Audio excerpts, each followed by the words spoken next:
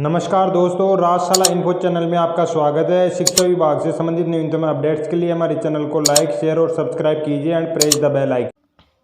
साथियों, जनवरी 2022 से अप्रैल 2022 के मध्य समस्त राजकीय प्राथमिक, उच्च प्राथमिक, माध्यमिक एवं उच्च माध्यमिक विद्यालयों में बाल वाटिका से 8वीं कक्षा तक पढ़ाने वाले बच्चों के लिए 100 दिवसीय रीडिंग कैंपेन शुरू किया गया है। रीडिंग कैंपेन में 14 सप्ताह के लिए निर्धारित साप्ताहिक गतिविधियां 3 समूह में कैलेंडर के अनुसार आयोजित की जानी है। साथियों, आज के इस वीडियो में हम रीडिंग कैंपेन के दौरान तृतीय सप्ताह में कौन कौन सी गतिविधि आयोजित की जाएगी, यहाँ पे सबसे पहले हम गतिविधि देखें। बाल वाटिका कक्षा 1 और 2, कक्षा 3 और 5, कक्षा 6 और 8 के लिए गतिविधियां दी हुई है। दिन सोमवार के दिन बाल वाटिका कक्षा 1 और 2 के लिए विद्यार्थी अपनी पसंद की कविता का चयन करेंगे।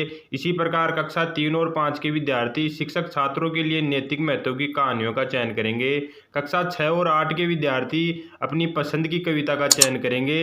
इस प्रकार से मैं मंगलवार के दिन विद्यार्थी कविता को शिक्षक की सहायता से पढ़ेंगे। जो भी कविता चयन की गई है उसको मंगलवार के दिन विद्यार्थी शिक्षकों की सहायता से पढ़ेंगे।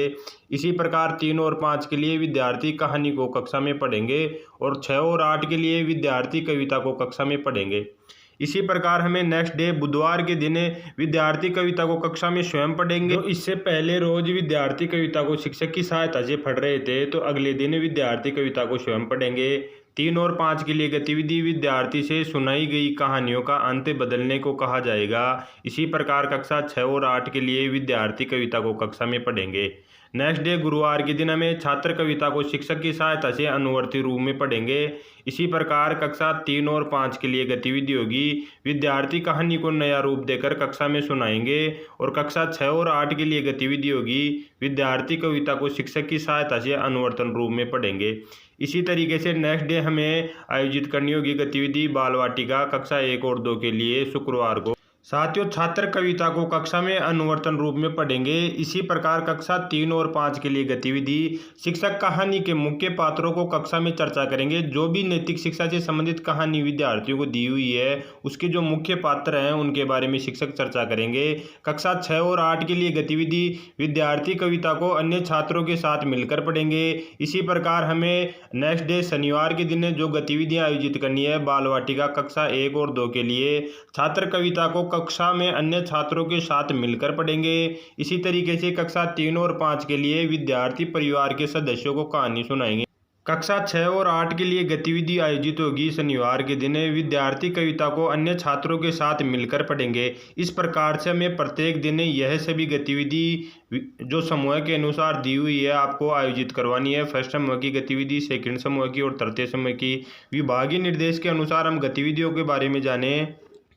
एक्टिविटी फॉर बाल वाटिका एंड क्लास 1 to 2, यहाँ पे गतिविधि दी हुई है और इसके लिए आवश्यक सामग्री। तीसरे सप्ताह के दौरान गतिविधि जो आयोजित करानी है, अभिनय वाली कविताएं। बच्चों से कहे कि वे अपनी पसंद या शिक्षक के द्वारा अनुशंसित कवियों की कविताएं पढ़ें। इसके अतिरिक्त एक अनुवर्ती गतिविधि के रूप में बच्चे शिक्षक की सहायता से कविता का अभिनय कर सकते हैं। यहाँ पे जो आवश्यक सामग्री की आवश्यकता होगी, कुछ कविताओं के साथ पठन सामग्री या कविताओं वाली किताबें उपयोग में ले सकते हैं। इसके अतिरिक्त नेक्स्ट समूह के लिए जो गतिविधि आयोजित की जाएगी, activity for class 3rd to 5th as पर रीडिंग कैंपेन गाइडलाइन है। यहाँ पे जो 3rd सप्ताह के दौरान गतिविधि आयोजित की जाएगी दूसरे समूह की, अंत बदले शिक्षक माहवार विषय के अनुसार चुनी गई कहानी पढ़े सुनाए। इसका नैतिक या नीतिपरक महत्व होना चाहिए। जो भी कहानी सुनाई जा रही है उसका नैतिक महत्व होना चाहिए और बच्चों से कहानी का अंत बदलने के लिए कहा जाए।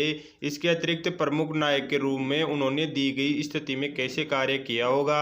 यहाँ पे जो आवश्यक सामग्री होगी, कहानी की किताबें। नेक्स्ट समूह के दौरान की जाने वाली गतिविधि activity for class 6 to 8 as पर रीडिंग कैंपेन गाइडलाइन। यहाँ पे जो गतिविधि तीसरे सप्ताह में आयोजित की जाएगी, कविता पढ़ना।